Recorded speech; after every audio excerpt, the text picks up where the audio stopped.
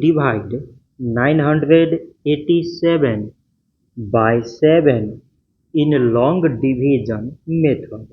7 times 1 is 7. On subtracting, we get 2.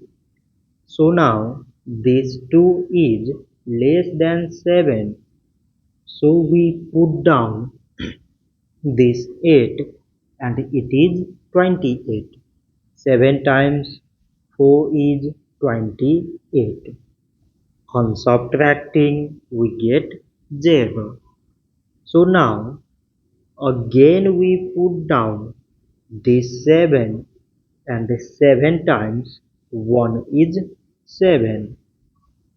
On subtracting, we get 0. So 987 divided by 7 is 141. So this much for today and thanks for watching.